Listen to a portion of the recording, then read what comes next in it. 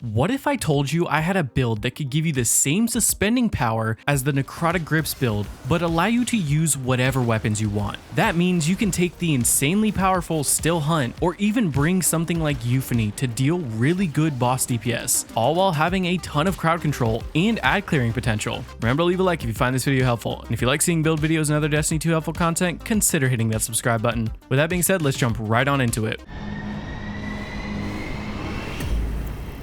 We're bringing the exotic Mataiodoxia so that we can use our arcane needle to pierce through barrier shields, but also more importantly, suspend mass amounts of targets. With Mataiodoxia, we can hit a target with arcane needle to mark them. If that target gets killed, they create a suspending burst. You can also hit the same target 3 times to cause that suspend, but we won't be using that side of it. Having this level of suspend is really nice, though the really cool part is that now we get 15 to 100% of our melee charge by killing suspended targets. So we then bring the Wanderer to use Tangles to suspend even more targets. That way we can slay out to constantly have melee charges, and in turn constantly suspend targets. Quick note, this does work on Prismatic, though I find Strand to have the best synergies to keep up your melee charges and to be able to buff our Threadlings. So let's dive into the build and break down how it works. First up for our super, we are taking Needlestorm. While Needlestorm might not be the absolute best DPS super, it's still fairly strong when paired with the right fragments. This can be used for both bosses or ad clearing if necessary. And for our abilities, first up we're taking the Healing Rift. This build lacks a little bit when it comes to healing, so we will be taking Healing Rift to try and cover that gap. And for the melee, of course we're taking Arcane Needle. It is the only option, but it does have 3 charges and intrinsically unravels targets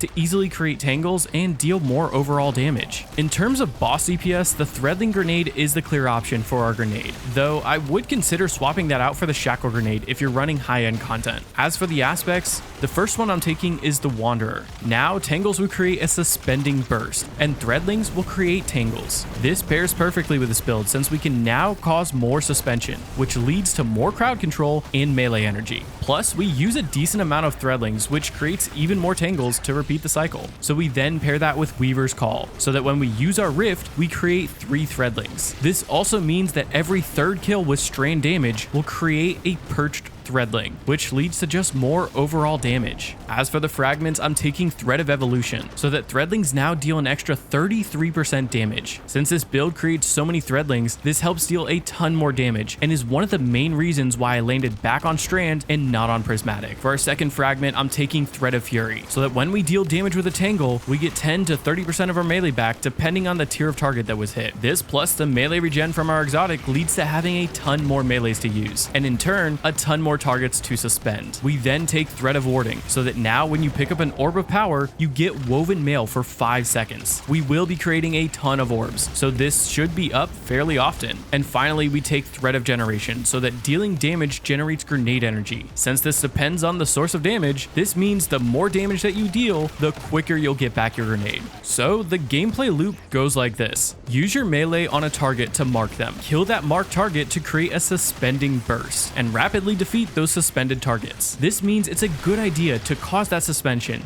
then use your grenade or a rift to spawn those Threadlings and immediately kill those targets to immediately gain back that melee energy. This will also create a tangle, which can either be thrown or shot to suspend even more targets. And between all of that suspending power you have, you'll gain at least 1 melee charge. So I try to keep at least 1 in my back pocket, but I'll use them a little bit more at will, since we'll generate so much melee energy. And looking at ways to improve the build, first up for our stats, I am going for 100 resilience. Then I like to take a mix of discipline, recovery, and strength. All are very strong and very useful for this build, so try to get as high as you can in all 3 without any one lacking. When it comes to the armor mods, first up for our helmet mods, I am taking a Siphon mod, and I'm taking one that matches our primary weapon. That way we can create a ton of orbs just by using our main weapon. Then I take Hands On, so that powered melee kills will give us more super energy. In a dungeon or raid scenario, I might swap this out for Heavy Ammo Finder, but in general gameplay, Hands On is a ton of fun to use. As for the gauntlet mods, I'm taking Firepower, so that now kills with our grenade will create an orb. And then I also take Heavy Handed,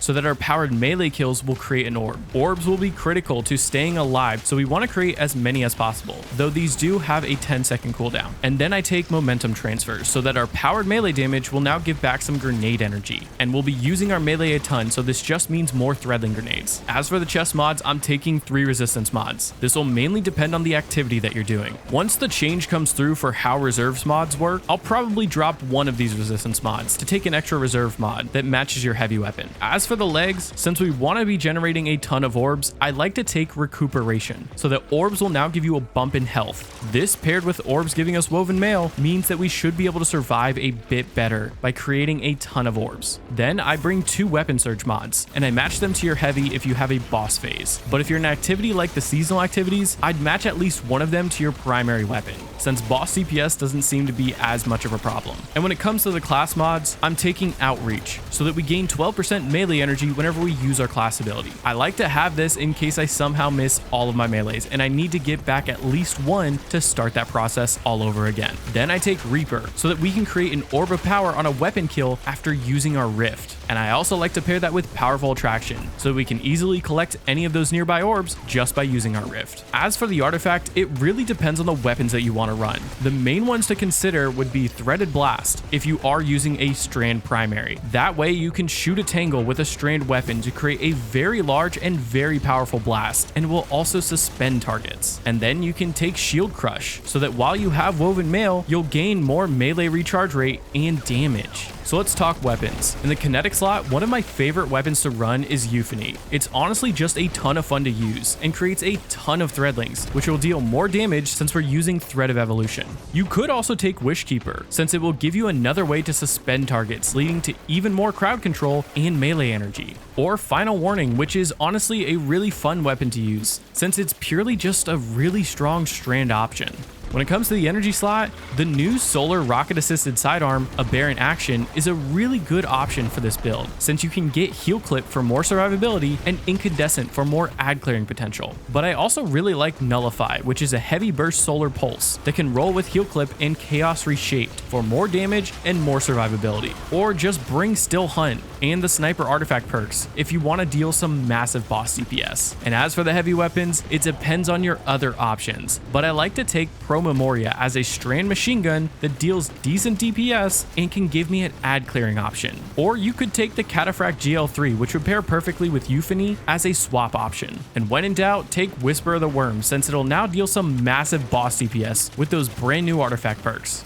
This build does a good job in all scenarios. It has good ad clearing potential, good boss DPS, and even good survivability. To top it all off, it's just plain fun to use. But I have one question for you. Have you thought to yourself, hey, I have a build that's way better than any of these? Well, soon I'll be starting a series where I'm showing off viewer builds. Everything from the most busted and meta builds to goofy interactions that give you that spark of joy. If you're interested, there will be a link to my Discord in the description, where you can submit a build of your own and have a chance to be featured in one of my videos. If you found this video helpful or just enjoyed seeing a new perspective, feel free to like the video and comment down below what you might change or how you'd improve the Strand DPS build. Keep an eye out for future videos as we continue to explore the ever-evolving world of Destiny 2. Until then, may the threads of fate be ever in your favor. This is Lucky Mech signing off. See you on the next adventure, Guardians.